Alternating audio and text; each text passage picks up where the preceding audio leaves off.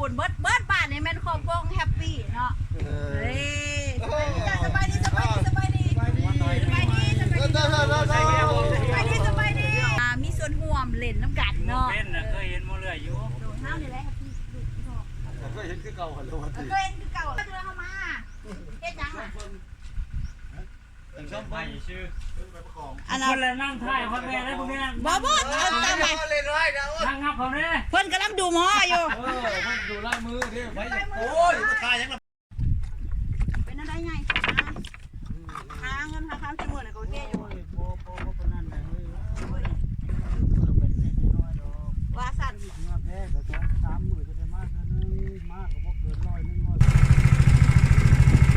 ลูกแม่ลำพอง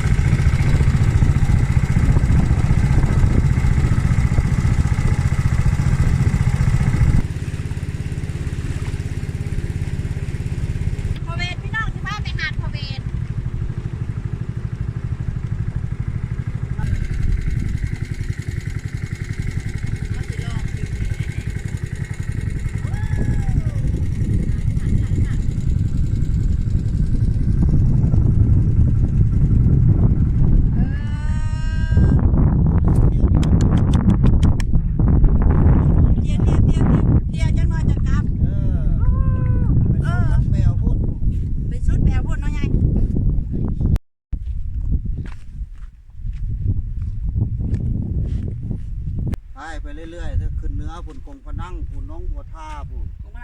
เด้ดอนทมเด้อดอนทมเด้อเด้อโอ้ยดอนดอนนะเขาเอิ้นโมแม่ดอนทมไหมดอนยังนอบึ้งดอนยังดอนปลาเล้าดอนปลาเล้าดอนสันอันนี้นี่ละของธรรมชาติงามอันนี้ไปบ้านน้ำโพนี่บ้านน้ำโพแม่หลังคาแดงๆนะเป็นหลังคาวัดน้ำโพ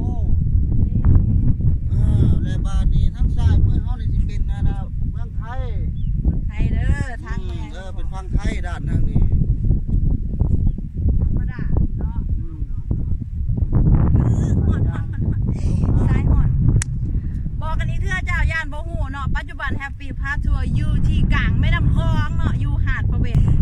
อยู่หาดพี่น้องหาดกลางแม่น้ำคลองหาดกลาง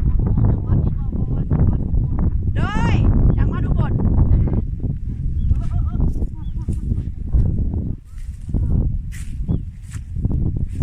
เดี๋ยวให้พระเจ้าพาเยี่ยมทุกโอ้ยฮอนตีดอกนับ1 2 3เลยสิฝ่าแล่นฝุ่นได้มันป้าจุดพอดี1 2วิ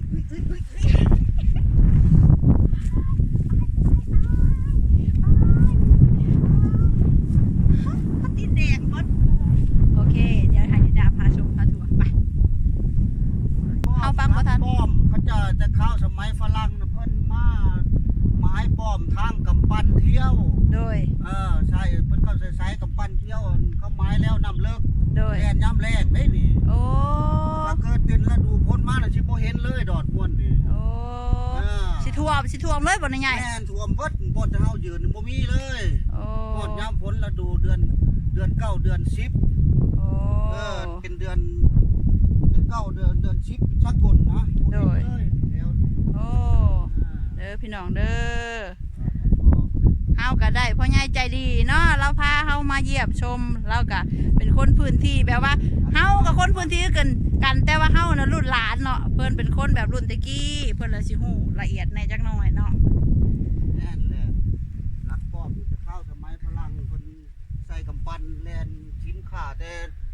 เหนือตลอดใต้เลยสายแม่น้ำโขงนี่ฮอดอัตตปือโอ้ฮอดอัตตปือฮอดพุ่นละเวียดนามโอ้แต่เนื้อตลอดใต้เลยโดยโอเคจ้ะไม้ทางกับปั้นเที่ยวน้ำเล่ไม้ก้อนน้ำเล่ความหูอัดแน่นพี่น้อง ความหูอัดแน่นเนาะโอเคต่อกันไปเรื่อยๆแกยู่ๆกับเสียบาสัต กกไม้ฮัก อันนั้นแม่นกอยังก็ใหญ่น่ะ ต้นลำแซง ต้นลำแซงอันเด้สะ แล้วก็กอไม้ไข่ไม้ไข่นุ่น กอไข่นุ่นเด้อพี่น้องเอ้ย อันนั้นน้ำท่วมก็บ่ตายน้ำลงในเป็นยืนคือเก่าต้นอันนี้ น้ำท่วมบ่ย่านท่วมหลายเดือนน้ำลดลงมาแล้วก็กกไม้ขึ้นอีก โอ้ นั่นต้นอันนั้น เจ้า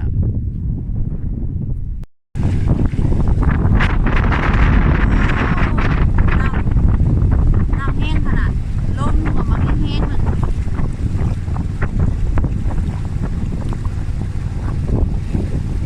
อันนี้ได้ยัง เอาเลยคันน้ำล้างปลาปลาให้น้ำล้างปลาปลาล้างปลาลง นานๆนะ เอาไปด่างมันอยู่มัน โอ้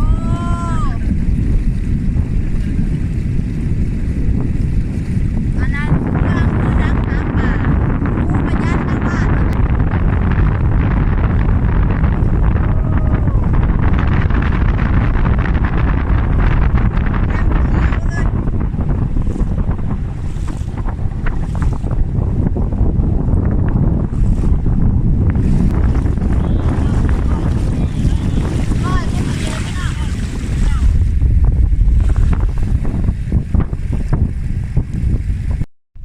ให้ตุ้ยทำกันกับเฮา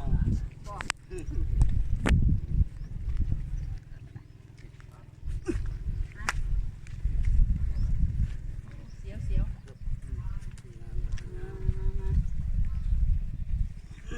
เงินคารามันหายไปไหนครับพ่อใหญ่จะเอาเงินบาทแล้วเงินกี่ไปจ่ายค่าไฟ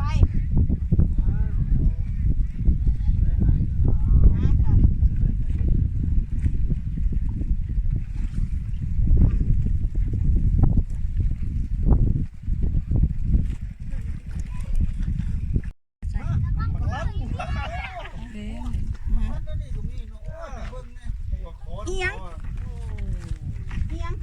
คือหมักลัน ไปอย่างเรียนนะเฮ้ย โอ้ เขาเอิ้นกันจะเข้าแล้วพอเลยแม่เฮาเอาไม้เฮ็ดบังไม้ไผบ้านจ่อหูเอา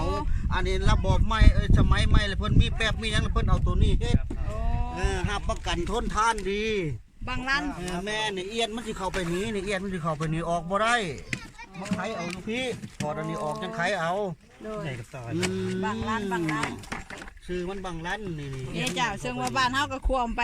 พระคอนเนาะ แม่ ควมไปบ้านพระคอนก็ได้นี่แหละเป็นน้ำเป็นหยังมา น้ำชื่อยังมากิน โดย เครื่องใช้ เฮ้ยหมูคือบ่ฮ้อนวะ